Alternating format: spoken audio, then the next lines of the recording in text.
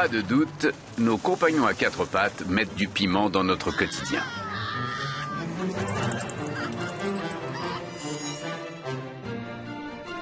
Ils ont leur personnalité bien à eux et savent ce qu'ils veulent. Et pourtant, ils nous écoutent. Ils s'agitent et bondissent quand on le leur demande. Pourquoi? Et comment leur apprend-on à répondre aux ordres? Une chose est claire, chat et chien ne fonctionnent pas de la même façon.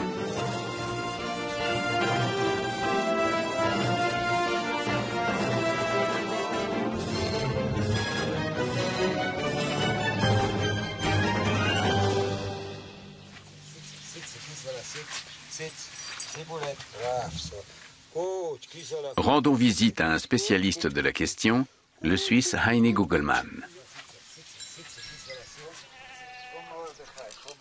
Il a installé sa caravane au milieu d'une véritable petite jungle d'arbres et de buissons et entouré de ses animaux.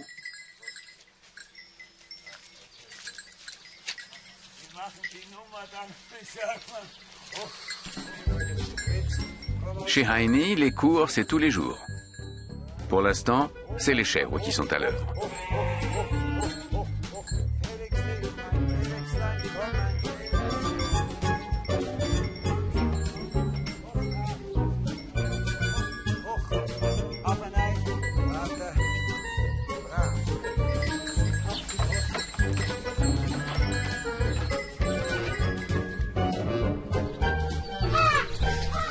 Les corbeaux et autres volatiles manquent rarement à l'appel quand leur dresseur leur propose un petit déjeuner de choix.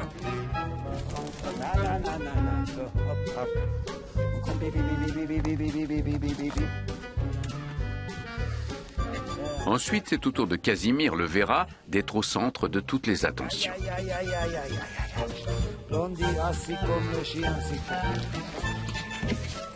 Mais c'est avec les jeunes chats que Heini passe le plus de temps.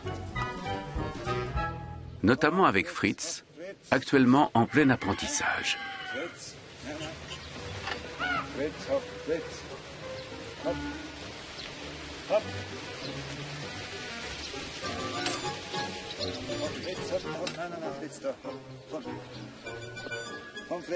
Heini tente de le motiver avec des friandises et revoit la difficulté à la baisse.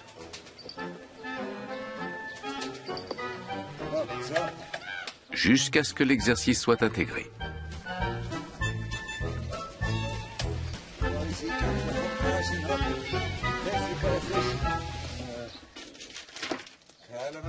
Dans 3 semaines, Fritz sera sur le devant de la scène pour montrer ses talents en public.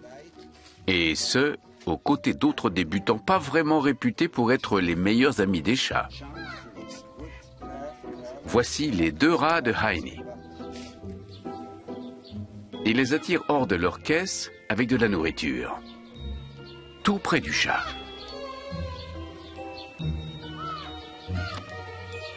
Objectif de cette leçon, mettre en place une coexistence pacifique.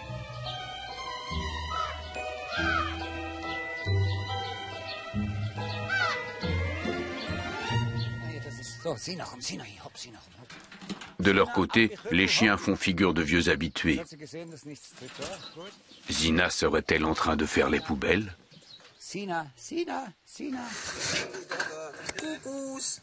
Zina fait preuve d'une confiance aveugle envers son maître, même dans les situations les plus loufoques. Mais à quoi cela mène-t-il? Les animaux ont besoin de travailler, sinon ils s'encroutent. Il faut leur lancer des défis, surtout les prédateurs. Comme ils n'ont plus besoin de chasser ni de se défendre, si on ne sollicite ni leur corps ni leur intelligence, ils s'abrutissent. De nature, certains ont l'esprit vif, de vrais autodidactes. C'est le cas de Doolittle.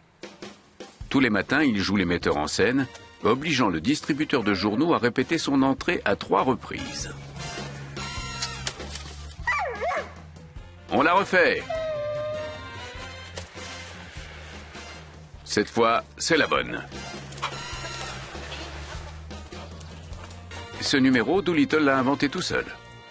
Tous les matins, il s'adonne à ce petit spectacle avant d'apporter le journal à sa maîtresse.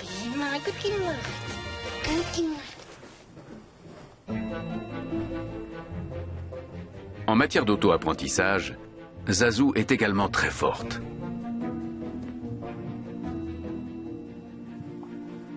Son domaine, c'est la maison.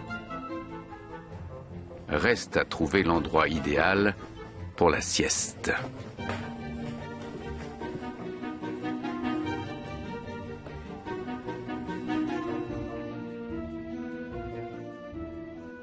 Trop dur. Pourquoi pas l'armoire où sont rangés les pulls bien moelleux?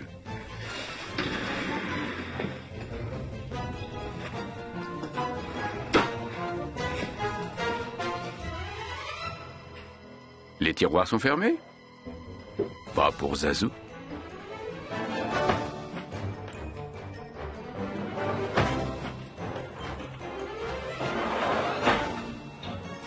Et notre chatte a appris ça toute seule.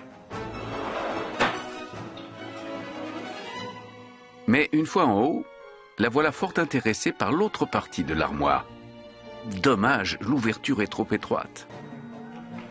Qu'à cela ne tienne, Zazu sait comment faire coulisser la porte.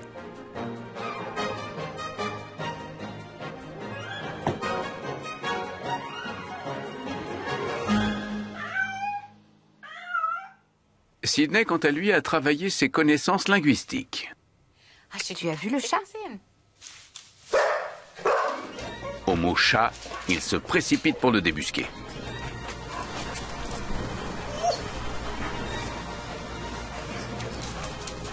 Pas de chat à l'horizon. Dans ce cas, il ne reste plus qu'à aller chercher sa doublure.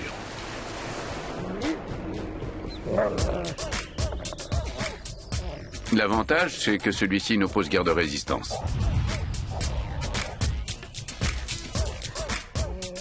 Comme les chats, les chiens adorent relever les défis. Et pour peu qu'ils aient le bon professeur, ils sont capables d'aller très loin. Entrez! Entrez tous! Allez, entrez tous, entrez! Le chef de cette meute s'appelle Wolfgang Lauenburger.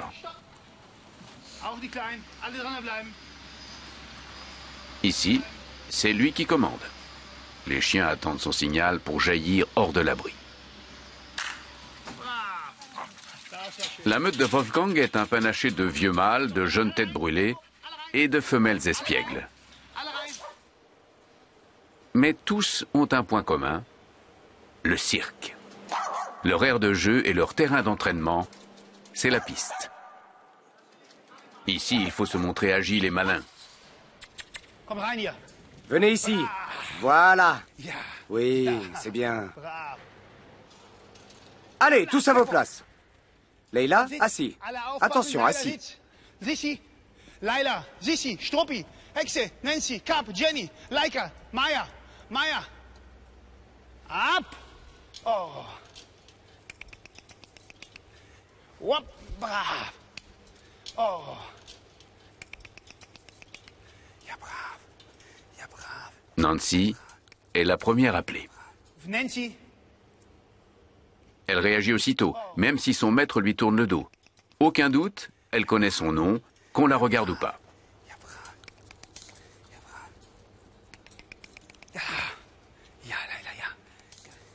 C'est au tour de Maya, le génie créatif de la bande. Maya. Maya. Elle est infatigable, elle invente en permanence de nouveaux tours. Beide am Platz, am Platz. Oh. Oui, c'est bien. Les appels se font dans le désordre. Cette fois, c'est au tour de Leila. Leila hier. Leila. Brav. La chienne est prête à montrer qu'elle a du ressort. Zack am Platz. Struppi. Struppi hier. En année humaine et contrairement aux apparences, Struppi est plus que centenaire.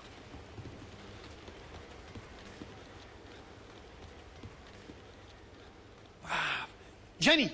Jenny. Jenny. Hop. Jenny. Et c'est parti pour le cours de gym. Jenny, hop. Maya insiste pour venir sauter à son tour. Maya am Platz. Maya. Hop. Einmal, Maya, hopp, ja. Ah. Maya, hopp, Maya, hopp, hopp, hopp, hopp. Ja, am Platz. Ja, Leila, Leila, Leila, hopp.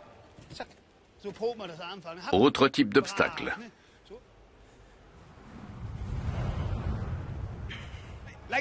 Cette fois, sans le mettre.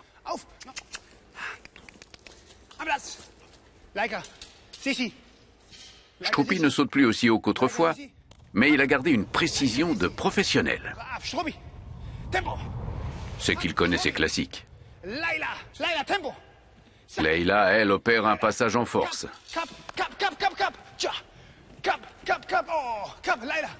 Bravo, c'était bien. Quant à Maya, elle improvise. Et voici Hexe. On va voir si elle sait toujours y faire. Hexe est elle aussi un peu trop âgée. C'est un peu haut pour elle. Parfois, elle bouscule un peu les autres chiens et ça fait rire les gens. Une fois de plus, Maya à la bougeotte.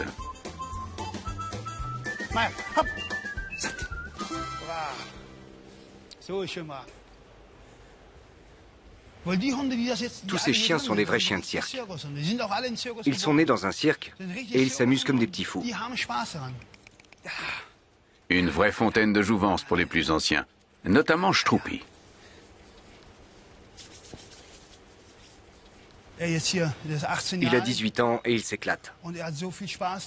Si je le mettais à la retraite et que je le remplaçais par un autre, je crois qu'il n'y survivrait pas une semaine.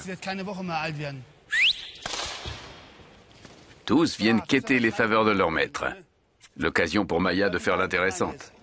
Viens ici, viens ici. Arrêtez de vous battre, hein, à vos places. Pas là-bas, restez ici. La jeune Nancy est en train d'apprendre à des exercices les plus difficiles. Le saut de côté avec obstacle. Nancy, hop. Autrefois, c'était le grand numéro de Struppi. Aujourd'hui, il doit passer le témoin. Et il n'a tout simplement plus la force de le réaliser. Pourtant, ce n'est pas l'envie qui lui manque. Il n'a pas oublié la recette. Allez, viens, Struppi. Tu veux essayer?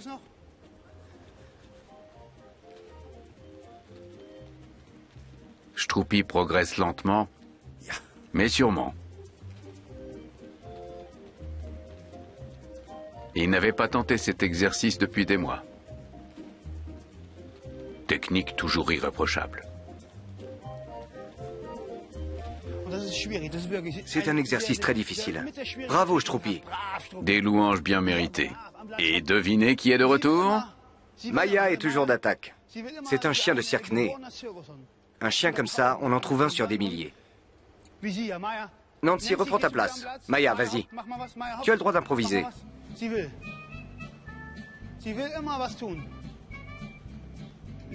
Il faut toujours qu'elle en fasse des tonnes, elle adore ça. C'est ça qui est chouette avec elle. Voici donc la nouvelle création de Maya.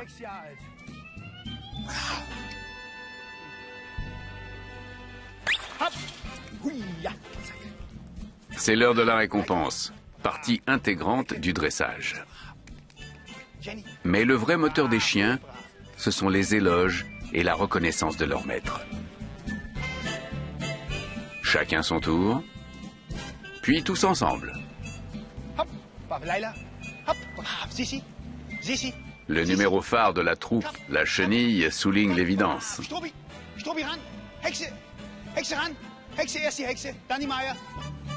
9 chiens pour une collaboration exemplaire. Allez, Nancy. Nancy. Même Nancy, la petite dernière, sait ce qu'il y a à faire. Nancy, reste bien avec les autres. Chacun connaît sa place dans le rang, chacun doit marcher au pas. Si un seul s'arrête, c'est toute la chenille qui se désagrège. Allez, tout le monde sort. Les chiens sont des spécialistes du travail de groupe. Une capacité qui leur vient de leurs ancêtres sauvages.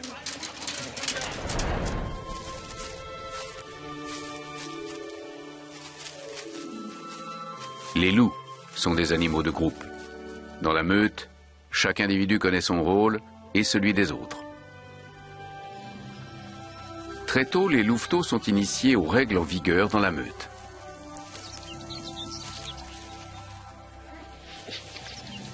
En jouant, ils apprennent à céder ou à s'imposer, à menacer ou à créer des liens. Des comportements innés, mais qui doivent néanmoins être stimulés.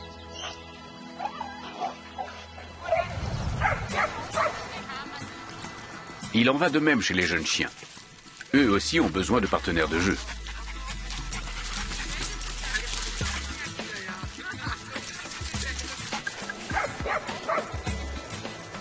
En s'amusant, ils répètent les gestes de domination et de soumission. Quand un chien se met sur le dos, il se soumet, mettant ainsi un terme à l'épreuve de force.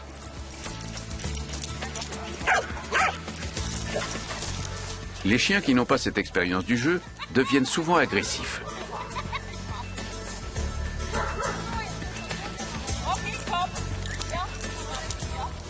Seuls quelques-uns préfèrent rester à l'abri.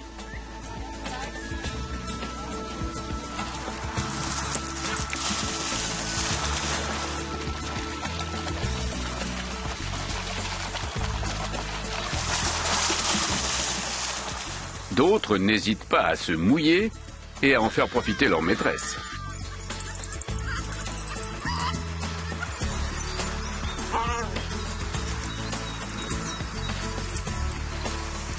Les rôles peuvent s'inverser de temps à autre.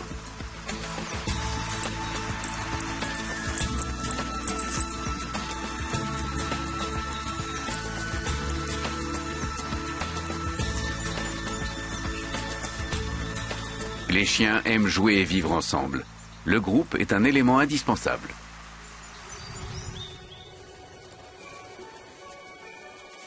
Il en va différemment des chats. Ces derniers privilégient la solitude, et celui-ci plus particulièrement. Il s'agit du chat sauvage. Dans les forêts d'Europe, on en trouve encore quelques milliers. Chacun pour soi et chacun chez soi. Le chat sauvage vit en ermite.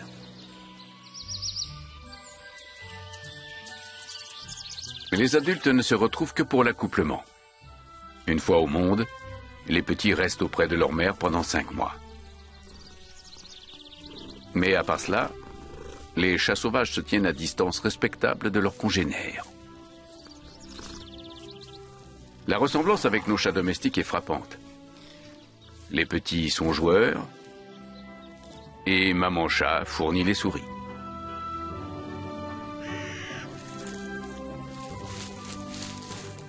Les apparences sont pourtant trompeuses. Ces chats sylvestres ne sont pas les ancêtres de nos minets domestiques. Le chat sauvage européen ne s'est jamais laissé domestiquer.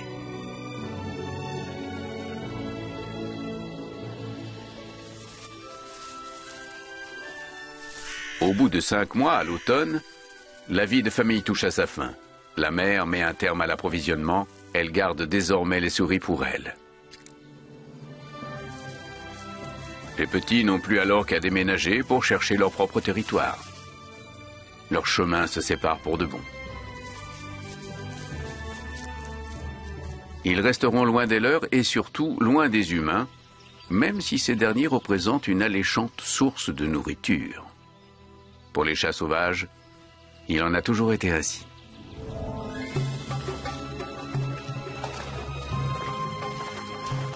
Les ancêtres de nos chats domestiques viennent d'Égypte.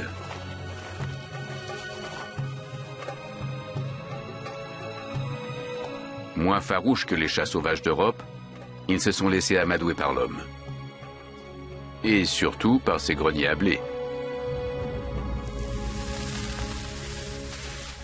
Plus exactement, par les souris qui y vivaient et s'y multipliaient en toute impunité. Ce moyen efficace de lutter contre les rongeurs arrangeait bien les anciens Égyptiens.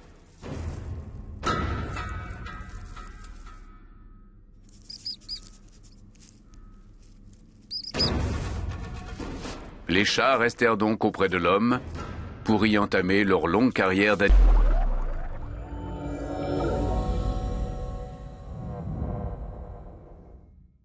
animaux domestiques.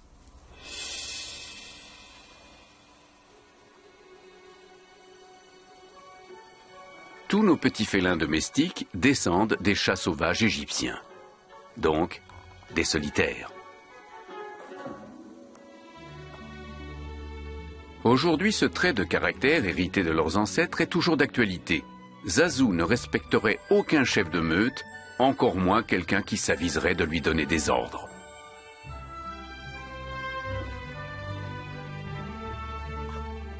Indépendante, elle dispose de son propre territoire et surtout, elle ne se sent pas obligée de plaire à quiconque. Même pas à ses maîtres.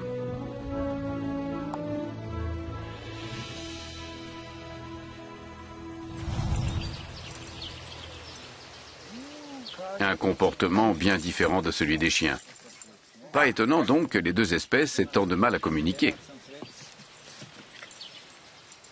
Pour y remédier, Heini compte sur l'effet d'apprentissage. Il a prévu de n'intervenir qu'en cas d'urgence.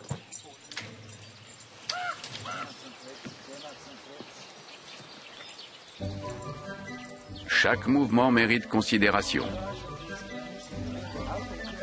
Il ne manque pas d'aplomb, ces jeunes chats.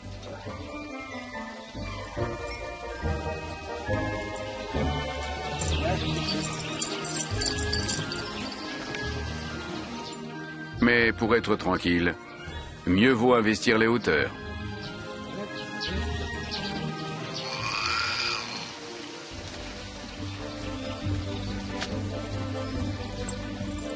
Une tentative de salut quelque peu atypique. On ne peut pas dire que les rapports soient très chaleureux. Les chiens restent au rez-de-chaussée, tandis que les chats ont pris possession des étages. Tiens, un signe d'en haut.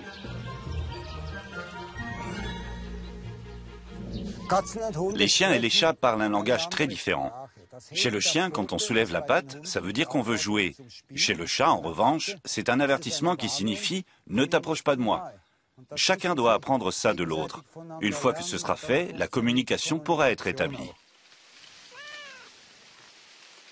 Mais d'ici là, les malentendus s'annoncent nombreux.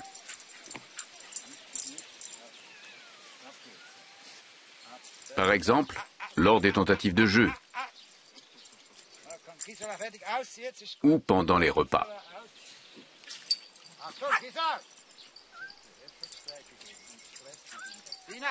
Même lors de bagarres amicales.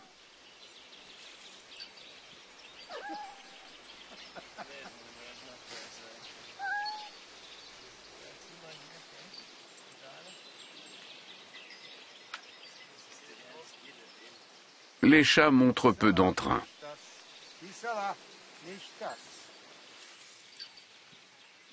Évidemment, la rencontre dégénère.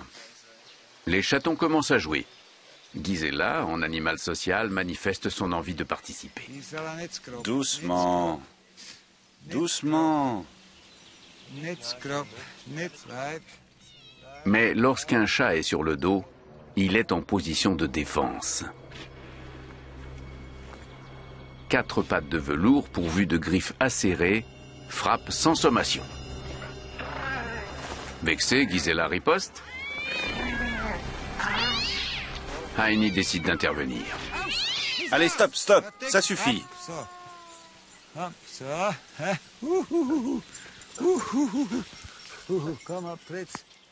Un peu de réconfort pour le jeune Fritz.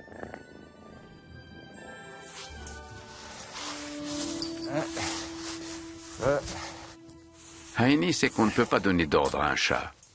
Tout juste peut-on lui demander s'il daigne participer à un exercice. Attention, viens ici, Fritz. Viens, Fritz. Viens. Doucement, voilà. Allez, viens, Fritz. Doucement. Doucement, voilà. Mais les paroles seules ne suffiraient pas. Heini doit donc appâter le jeune félin avec de la nourriture. Ne glisse pas. Bien, voilà. Un petit morceau de viande insuffle à Fritz la motivation nécessaire. Au passage, il apprend à évoluer en équilibre. Bien, bien. Fritz recule, recule, recule. La partie n'est pas gagnée. Pourtant, d'ici environ 2 mois, Heini entend bien ajouter ce numéro à son spectacle. Avance, recule. Bien. Certains de ces artistes se comportent déjà de manière très professionnelle. Viens, viens ici. Les rongeurs n'ont plus peur du chat. Fritz doit juste éviter de se prendre les pattes dans ses collègues.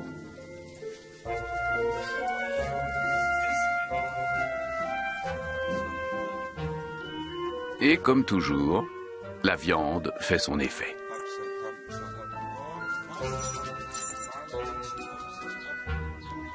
Dans ce petit numéro, les rats sont censés rester côte à côte. Heini le leur fait comprendre à sa façon, en essayant de nouer des liens.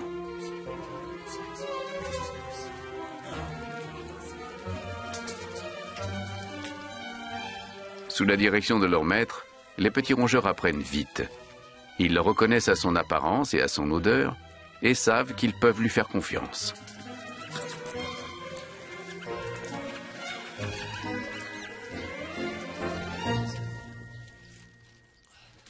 Le dressage se corse. Fritz est confronté à une nouvelle mission de haut vol. Il doit sauter à travers un cerceau tendu de papier de soie. Mais pour lui, cette surface ressemble à un mur. Non, non, pas comme ça. Fritz préférerait contourner l'obstacle. On le comprend.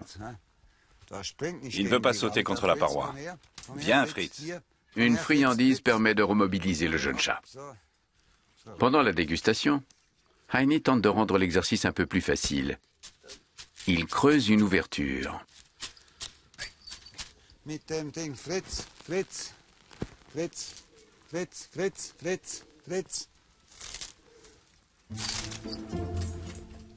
Voilà qui étonne même le dresseur. L'effort mérite bien une double récompense.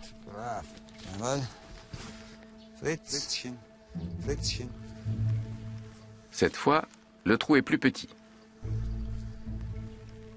Juste assez pour laisser apparaître la viande que Heini tient dans sa main.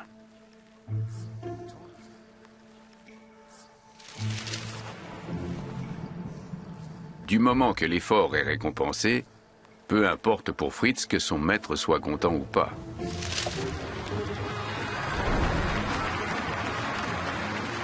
C'est aussi le cas des chats professionnels du cirque Krone.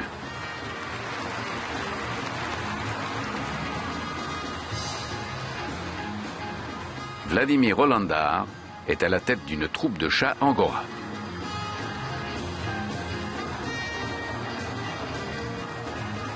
À première vue, il semble très affectueux.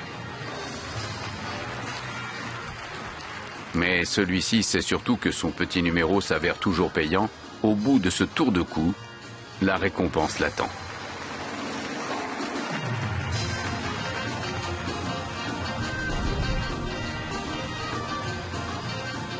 Vladimir n'est pas avare de paroles et de gestes d'encouragement. Mais ceci s'adresse surtout au public. Tout ce qui compte pour les félins, c'est la friandise qu'il cache dans sa main.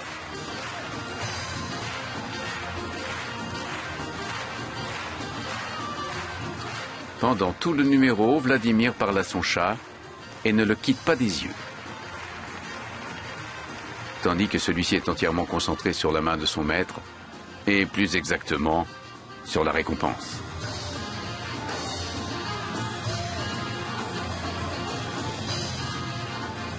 Jusqu'à ce que cette main lui donne enfin la nourriture tant convoitée.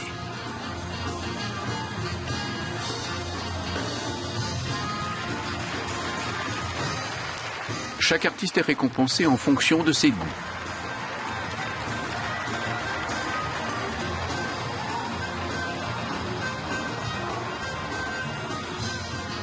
Dresser un chat, c'est avant tout un échange. Performance contre récompense.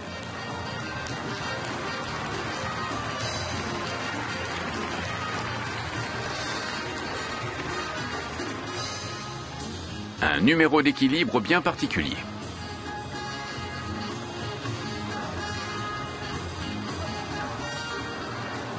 D'autant que Vladimir ajoute un autre chat à l'équation.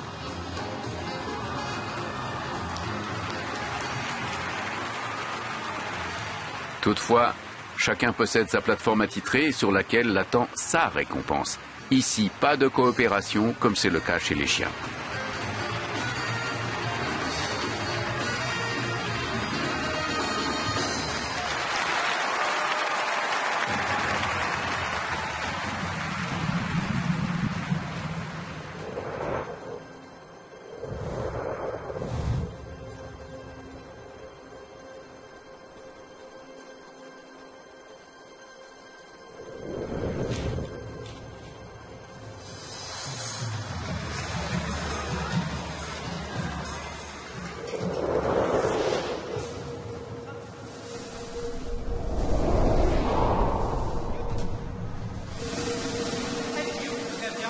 Les chats sont des maîtres dans l'art de l'observation. Ils savent qu'il y a une récompense et ils savent où elle se trouve.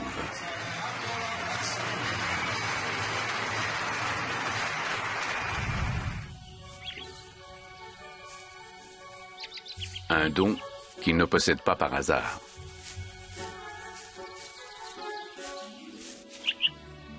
Les chats pratiquent la chasse à l'approche. Quand une occasion se présente, il faut la saisir au bond.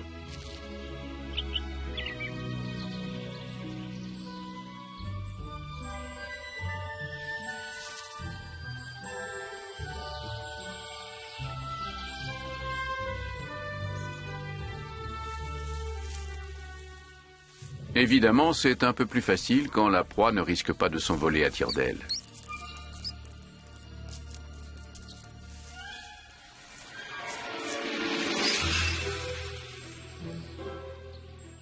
Encore faut-il savoir faire preuve de patience et de concentration.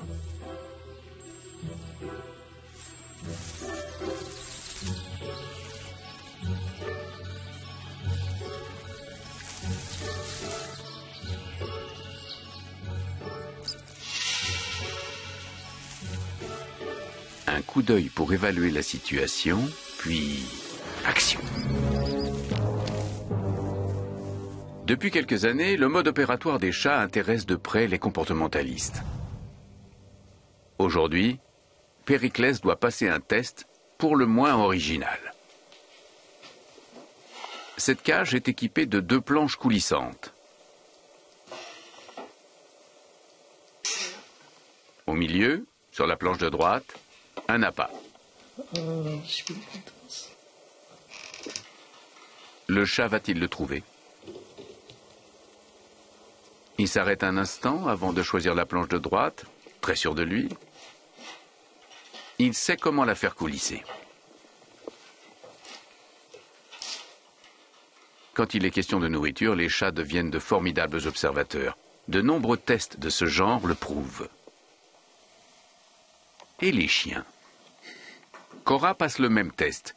Seule différence, cette fois la cage est un peu plus stable. La nourriture est posée sur la planche gauche, sous ses yeux. Pourtant, Cora la regarde à peine. Survoltée, elle tire sur une planche et est bien obligée de constater que ce n'est pas la bonne. Il ne reste que l'autre.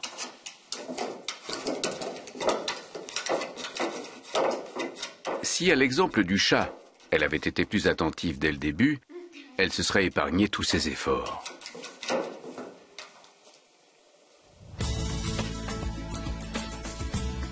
Mais ce n'est pas comme ça que procèdent les chiens. Leur énergie et leur endurance semblent inépuisables. Ce sont des adeptes de la chasse à courre, comme leurs ancêtres loups. C'est inscrit dans leur gène. Pas étonnant que certains jeunes chiens se pourchassent parfois presque jusqu'à l'épuisement.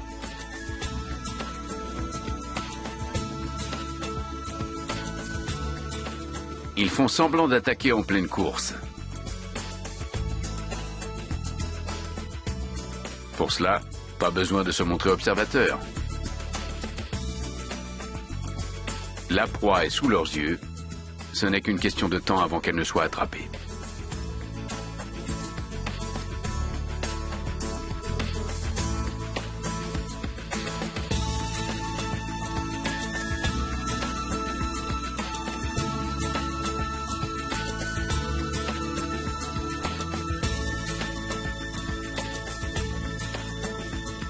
En cas d'absence du partenaire de jeu, il y a toujours moyen de lui trouver un remplaçant.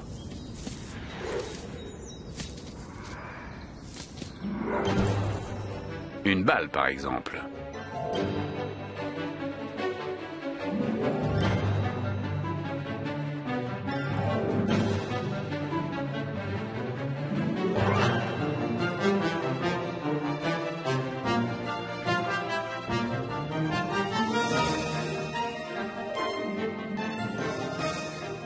Pour l'attraper, pas besoin de guetter ou de ramper, il suffit d'être un bon sprinter.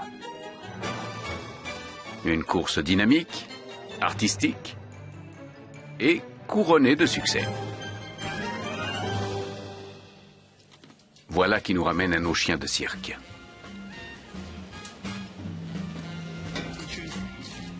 Petite mise en condition.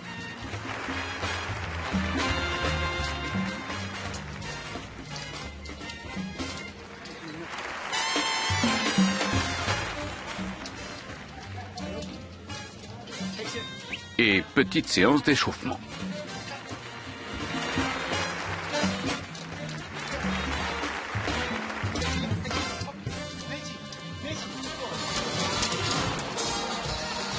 Les chiens de Wolfgang savent bien faire la différence entre l'entraînement et le spectacle.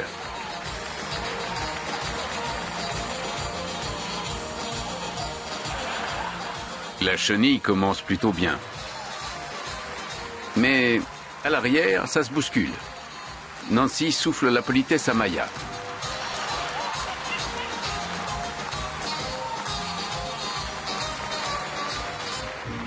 On enchaîne avec les sauts. Chacun cultive son propre style.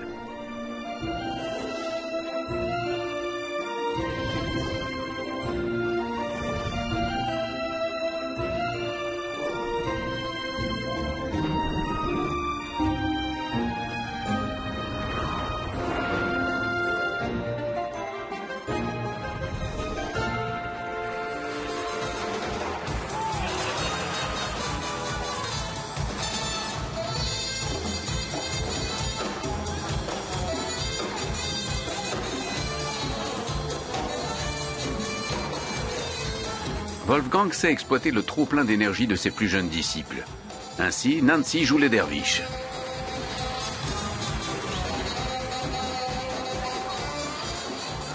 Les plus âgés, eux, servent d'obstacle.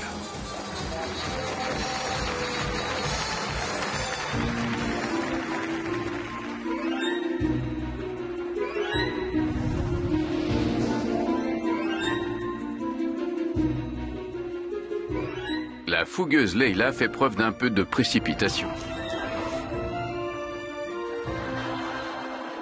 Quant à Maya, elle montre une fois de plus qu'elle sait s'adapter aux autres. Chaque saut est d'une précision redoutable.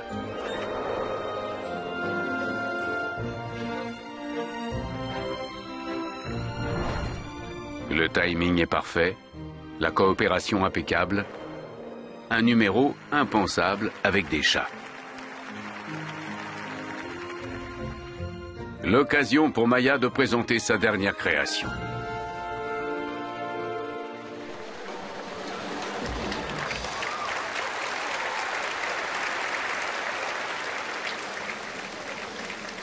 Hexe a peut-être 15 ans, mais ça ne l'empêche pas d'être le point culminant de cette représentation.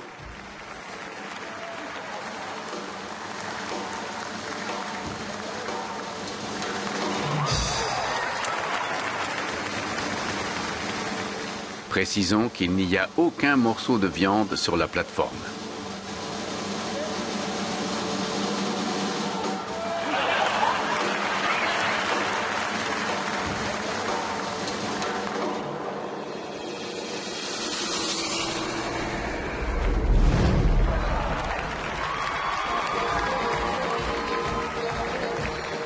Wolfgang ne pourrait pas vivre sans ses chiens, et ceci le lui rend bien.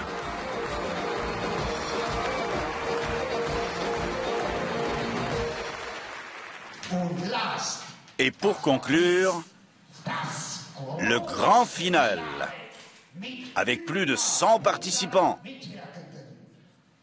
puces incluses naturellement. La première de Heine se déroule dans un environnement plus feutré, mais également plus haut en couleur. Toute sa ménagerie a quitté la verdure pour prendre ses quartiers dans un café-théâtre de Bâle. Au début, Fritz peine à s'adapter à ce nouvel environnement. Il se concentre exclusivement sur le podium. Dans son sillage, les rats font de même.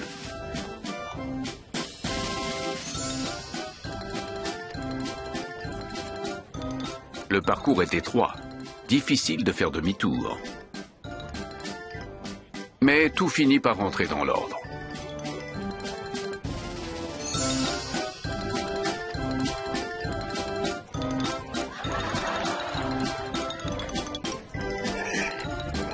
Même Casimir le verra à l'occasion de briller.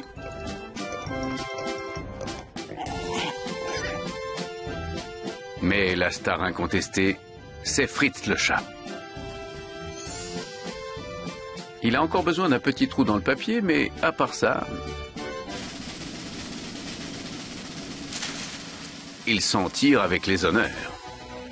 Même si tout le monde n'est pas de cet avis.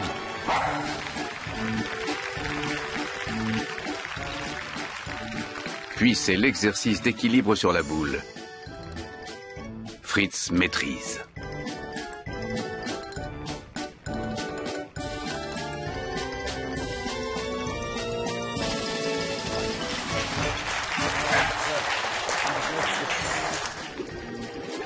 Le rêve de Heine, que ces animaux parviennent à se comprendre entre eux, en dépit de tout ce qui les sépare.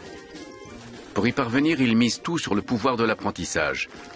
Grâce à cela, il compte bien venir à bout des instincts de ses petits protégés et réconcilier des espèces ennemies depuis toujours. Heine espère que les spectateurs auront compris son message. Il aura montré que chiens et chats peuvent parfois s'entendre et ainsi donner tort à un très très vieux dicton.